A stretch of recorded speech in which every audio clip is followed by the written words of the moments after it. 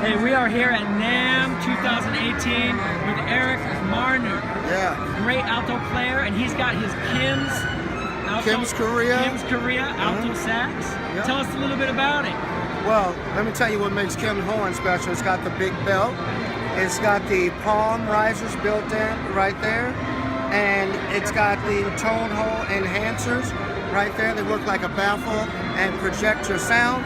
But the problem I've been having with all of my saxophones is when you pack them up, if you don't clean them fast enough, the keys stick, and then you always have to take the dollar bill and try to get the keys from sticking.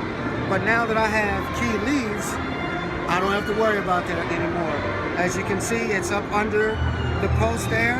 It's going to allow my keys to dry open without affecting the intonation or the closing.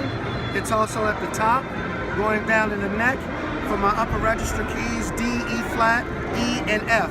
It allows them to dry open, and now I don't have to worry about sticking. Key leaves, you can't beat it.